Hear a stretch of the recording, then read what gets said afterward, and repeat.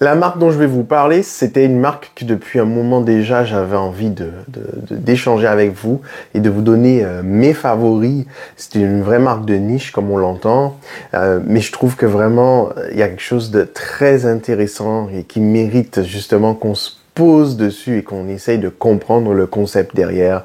On va parler de la marque 1969. Allez, c'est parti.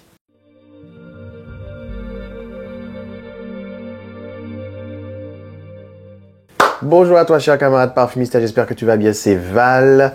Merci pour tous vos commentaires, mes camarades. Merci aussi d'être toujours plus nombreux. Nous avons dépassé, comme je vous disais la fois dernière, la barre fatidique des 2000 followers. Je suis vraiment comblé et satisfait et ça c'est grâce à vous. Donc merci pour votre soutien. N'hésitez pas à liker et à commenter un maximum les vidéos. Ça permet à l'algorithme de YouTube de comprendre que ce sont des vidéos qui plaisent. Comme ça, voilà, vous serez encore, nous serons encore plus de passionnés de parfums à échanger. Et puis échanger entre vous quand vous êtes sur mes vidéos. C'est cool de voir quand vous échangez des infos entre vous. On est là pour ça. Vous pouvez aussi me faire un petit cadeau. Il y a les Super Thanks. Donc vous pouvez me remercier, m'offrir un café ou un chocolat chaud. Vous mettez la somme que vous voulez. N'hésitez pas si vous avez envie de le faire. Ça fait toujours plaisir. Alors, la marque 1969 ou 1969. C'est une marque qui est suédoise, qui a été créée par un artiste, mais aussi un développeur produit qui porte le nom de Johan Bergelen. Donc c'est un homme. Il a fallu 24 mois pour créer la marque. 24 mois de préparation, de collaboration avec des artistes. Des artistes scandinaves, des artistes français, italiens. Et ça a permis d'aboutir au bout du compte à 5 premières fragrances qui sont sorties en 2017. Donc pour Johan Bergelen, c'est le milieu artistique qui est important pour lui, c'est le bagou de l'artiste, la conviction de l'artiste, sa bataille. C'est ça qui l'a toujours fasciné. Et c'est ce qui l'a poussé justement à créer cette marque, sa première marque de parfum. Et pour chaque fragrance, justement, il y aura une inspiration. Il y aura une inspiration sur les époques, une inspiration sur les cultures, les lieux, des événements marquants au cours de l'histoire, même des faits de société. Et on va retrouver tout ça un peu à travers le globe dans cette marque. Donc ça va être un peu de l'Asie, de l'Europe, des États-Unis, de l'Afrique. Ça va passer de l'art jusqu'à la musique, voire même les tendances. Et on va retrouver tout ça justement dans les fragrances 1969. Depuis le nom des fragrances, au storytelling derrière les fragrances, jusqu'au packaging derrière chacune des fragrances.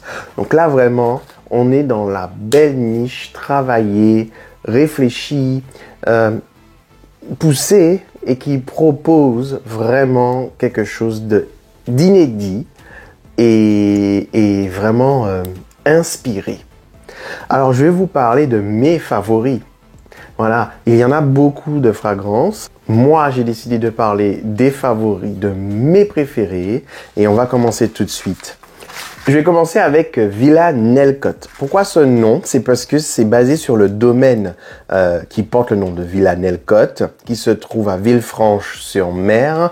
Les fanatiques des Rolling Stones, ça leur parle parce que justement, c'était là-bas qu'ils ont créé un de leurs meilleurs albums apparemment. Dans ce lieu-là, ils s'y étaient retirés, ils avaient besoin de se ressourcer et voilà, il y a eu des soirées folles, des moments intenses là-bas et ça a vraiment marqué l'histoire de cette ville-là et aussi des fans de rock'n'roll. Et donc pour ce parfum, ils avaient envie de donner l'esprit qui est emprisonné dans cette villa, donc le côté villa au bord de mer, accueillante, les jardins qui se trouvent autour, l'environnement même de cette villa. Voilà, c'était le projet, c'était l'inspiration de cette fragrance Villa Nelcott. Le nez derrière ce parfum, c'est Dario Volpones. Donc là, on a un parfum floral narcotique. Les notes, vous allez avoir en note de tête du pamplemousse, de la bergamote, du petit grain, du poivre rose, du citron. En note de cœur, vous aurez de la feuille de violette, des pétales de rose, du jasmin, du magnolia. Et en note de fond, vous allez avoir du cabreva, du cèdre, du patchouli, de l'ambre blanc et du musc. Là, c'est un floral, comme je disais, narcotique, avec ce musc mêlé aux notes de fleurs blanches. C'est vraiment parlant. On retrouve vraiment le côté musqué, mais floral aussi. Ça va rendre le parfum moderne, mais dans un écrin qui sera un petit peu floral vintage. Donc, c'est assez paradoxal, mais moi, je trouve que c'est justement bien contrebalancé des deux côtés. On a des fleurs qui sont presque séductrices et mortelles en même temps. Donc on est dans un chaud-froid, j'ai envie de dire. On a une passion qui déborde. C'est un peu un esprit de démesure. Voilà ce qui ressort dans ce parfum, un esprit un peu de démesure. Et c'est ça qui est bien. C'est Villa-Nelcote, ça a vraiment marqué les esprits et ça avait l'air d'être un lieu avec une âme très forte, hein, pour que ça puisse justement inspirer autant, ne serait-ce que les Rolling Stones, parce que vraiment, apparemment, ça leur a donné une inspiration folle et ça a fait un album dingue, apparemment. Mais vraiment, le storytelling, il match très bien, en fait, avec le rendu de la fragrance. Parce que j'ai vraiment compris ça de cette façon-là, avec le storytelling, et ça fait sens. Donc, on a ce côté floral blanc du magnolia, très parfumé, ce jasmin qui est mêlé au musc blanc. On a ce départ vraiment qui est citron frais, bergamote et pamplemousse. Vraiment, c'est saisissant, mais l'évolution est encore plus belle, quoi. Ce côté narcotique, bien travaillé, narcotique moderne et un peu chimique, c'est juste waouh! Avec un fond qui sera crémeux, qui sera boisé, mes camarades. Vraiment avec ce cabreva là, le bois de cabreva qui est creamy. Non, là, moi, ça fait vraiment partie de mes coups de cœur. Villa-Nelcote. Il faut que vous alliez sentir ça pour que vous ayez une dimension d'une fragrance Hespéridée florale qui diffère de ce qu'on a l'habitude de sentir. Moi, je trouve que c'est intéressant. C'est ça la niche. Ensuite, on va passer par le parfum Yes Please. On est toujours dans le côté Hespéridée frais. Donc là, on aura un parfum qui retranscrit l'atmosphère du Manchester des années 90. Le rock'n'roll, les Stones encore. Voilà, le côté psychédélique, house music, incarné par les groupes comme New Order, Happy Monday, etc. En note de tête, mes camarades, vous allez avoir de la cardamome, du citron, de la baie de genièvre. En note de cœur, vous allez avoir du thym, du romarin, de la rose et en note de fond, de l'améris, du cyprès et du cèdre. Là, c'est un parfum qui est végétal boisé, frais, et qui est tourné vers les notes pepsées avec du caractère, mais toujours dans le côté frais Hespéridée. C'est magnifique. Donc le fond très boisé, sec, clinquant, vraiment ça c'est marquant. Le départ reste toujours dans la fraîcheur Hespéridée comme je vous ai dit, mais avec des belles nuances du coup d'aromates, mais aussi de terpènes parce qu'il y a du genièvre. Donc ce côté terpénique, ce côté pinède, c'est là, c'est pas très puissant, c'est pas très prononcé, mais ça se mêle super bien aux notes Hespéridées et aussi au côté boisé intense. Voilà, et puis il y a aussi des belles nuances d'aromates, comme je l'ai dit. Je trouve que pour un Hespéridée, là, il y a aussi quelque chose de new age, quelque chose de tendance. Et puis, on se démarquerait parce que là, pour le coup, c'est pas le classique encore des fragrances Hespéridée très Cologne.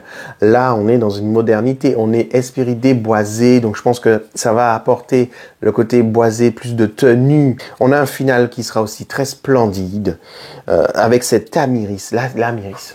Les camarades. Franchement, il est à tomber. Et j'ai envie de vous dire, Avec ce parfum, vous saurez vraiment si vous aimez la myrrhisse ou pas. Moi, j'ai découvert la myrrhisse de façon plus intense grâce à Maison Francis Kurkdjian et avec Amyris Homme ou Amyris Femme. Mon préféré, c'est Amyris Femme. Oh my God! Et là, vraiment, on sent la myrrhisse. Oh mon Dieu! Ah ouais! La myrrhisse, c'est une sorte de santal, mais qui vient d'Amérique du Sud. Donc vous avez ce côté creamy santalé aussi qui est dedans, mais avec d'autres nuances un peu fraîches aussi, un peu épicées, des nuances un peu épicées. Oh là là là là là là, mes camarades, yes please. My gosh, ça c'est pour retourner les têtes pendant l'été. Ah, clairement. Ensuite, je vais enchaîner avec le parfum qui s'appelle l'air Barbès, un parfum qui, par rapport à son nom, fait réagir. Et donc ce parfum, il évoque les ruelles bétonnées de Paris, la banlieue parisienne, Barbès-Rochechouart, mais aussi et surtout une photo de Helmut Newton qui a mis en scène pour la première fois la femme en smoking par Yves Saint Laurent. Donc en note de tête, vous aurez des aldéhydes, du citron frais, de la bergamote. En note de cœur, vous aurez une note de béton, de l'ylang-ylang, de la tubéreuse. Et en note de fond, vous aurez de l'ambrox, de l'iris, du cumin, de l'encre, du cuir, des notes de bois sec et du musc blanc. Ce parfum, il a été créé par Amélie Bourgeois et Anne-Sophie Béagel de la maison de création de fragrances Flair. Vraiment là, les enfants, c'est une superbe association entre l'iris et bien d'autres éléments encore, comme un peu de cuir par-ci, un peu d'accord de béton par-là, un peu de bois sec, un peu d'ambrox. Ça se marie super bien. Le béton, les gars, le béton, l'encre, c'est pas quelque chose qu'on a l'habitude de sentir, à moins d'être un parfumista passionné qui sniffe tout. C'est pas toutes les fragrances qui ont ces notes-là, on est d'accord. À petite dose. Après, c'est ça, il faut comprendre. C'est pas non plus un parfum qui va être hyper dark, c'est-à-dire qu'elles ont dosé comme il faut pour que le côté dark et le côté lumineux c'est pas que ça s'oppose, c'est que ça arrive à matcher. Voilà. C'est vraiment un jeu d'équilibre et le jeu a été bien respecté. Elles ont fait ce qu'il faut pour. Donc moi j'adore, c'est sublime, l'air Barbès. On va parler du parfum qui a fait scandale, par rapport au nom. Et le nom c'est Female Christ, le Christ au féminin. Pourquoi? Parce qu'en 1969, il y avait une femme nue, et qui a traversé la bourse de Copenhague en portant avec elle une croix. C'était lors d'une révolution là-bas. Cet acte-là qu'elle a fait, ils l'ont baptisé Female Christ. Donc en note de tête, vous allez avoir de l'eucalyptus, du patchouli, du piment. En note de cœur, vous allez avoir de la rhubarbe, du thym rouge, du géranium. Et en note de fond, de la vanille, de l'ambre, du benjoin, de l'écorce de cannelle, du cachemiran. Le nez, c'est Dario Volpones. Female Christ.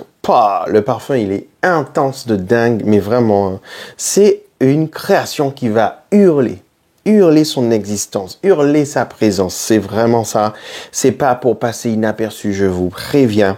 C'est un parfum qui fait vraiment du bruit olfactivement. Le patchouli mêlé à l'ambre, un patchouli corsé, un patchouli poussiéreux, un patchouli très puissant. Et qui me fait penser carrément à l'époque où le patchouli était sur la route des épices, dans les cales des bateaux. Le patchouli, feuilles mortes, très très puissant quoi. La vanille aussi, elle est bien présente. La vanille, elle a de la chaleur et elle donne cette beauté un peu gourmande sur les bords à la note ambrée en fait. La note ambrée qui est vachement là. Ben, la vanille va venir lui donner un petit peu de gourmandise, un peu de douceur, puisque de toute façon, l'accord ambré est composé de base de vanille, entre autres. On a aussi ce côté eucalyptus, très poignant, avec le thym. Et ça, c'est sur le départ. Vous savez à quoi ça m'a fait penser, ce parfum? Ce parfum, il m'a fait penser un peu au Kifi, ce parfum, un des tout premiers parfums qui a été créé par les Égyptiens. Pourquoi? Parce que c'est à cause du côté aromate mêlé aux résines, mêlé à cet accord ambré. On va avoir la cannelle aussi. La cannelle, elle sera poudrée. J'ai l'impression de sentir la cannelle qu'on a râpée, qu'on a réduit en poudre et qui se répand un peu dans l'air et qui prend les narines. C'est vraiment la cannelle, l'ambre, le benjoin, il y a tout qui match. Et c'est vraiment une décoction rétro, vintage, c'est saisissant. Là, c'est audacieux, c'est culotté et moi, j'aime ça. Et moi, j'achète. Ensuite, on va enchaîner avec la Habana. Historiquement parlant, dans le milieu des années 1900, vers 1930, tout ça, durant la prohibition, justement aux USA, hein, la Havane, elle a vraiment vu défiler des gangsters comme Lucky Luciano, Al Capone, etc. Et pour la contrebande justement de l'alcool, dont le rhum. Et il y avait des quantités folles d'hôtels de luxe, de casinos, mais aussi de clubs nocturnes qui sont sortis de terre. Et tous ces lieux-là ont été pris d'assaut justement et tenus par une main de fer par ces gangsters, cette mafia américaine. Et donc voilà, ils ont voulu faire un parfum sur ce thème-là. En note de tête, on va avoir des aldéhydes, du safran. En note de cœur, nous allons avoir de l'élémie, de l'encens. Et en note de fond, nous allons avoir de l'absolu de vanille, du caramel, de l'ambroxan, du oud de laotien et de la résinoïde de baume d'ambre. Alors, j'ai beaucoup aimé ce parfum. Il est chaud, il est ambré, il est parcouru d'épices de part et d'autre. Là, vraiment, ce parfum, la Habana, il résonne comme un baume magique à porter pour affronter, en fait, les saisons froides. Et vraiment, là, pour moi, c'est un parfum dont on peut se lâcher quand on est vraiment... on est réticent à sortir, mais on n'a pas le choix. On est obligé d'aller affronter le mauvais temps à l'extérieur, les conditions, des températures exécrables. Ben, ce parfum-là, il vous met directement dans une ambiance chaleureuse, festive, surexcitée. Et les enfants, il faut vraiment que vous sentiez ça. Ah ouais. L'encens est vachement présent, cet encens qui sent le propre, mêlé à toutes ces notes épicées, résineuses. On va avoir le côté doux, le côté sucré de l'élémie. Et puis le oud laotien, je vous ai dit qu'il y avait du oud dedans, n'oubliez pas. Ça va nous faire voyager vraiment dans des contrées lointaines et tropicales. Oh là là, un peu couvertes de verre de partout. Oh là là. Moi, je suis hypnotisé. Et en plus, le safran, mon Dieu Seigneur, le safran qui vient réchauffer tout ça. On a ce côté minéral du safran, ce côté chaud, ce côté hyper addictif et tendance, parce que c'est vraiment une note qui, pour moi, le safran, ça fait vraiment...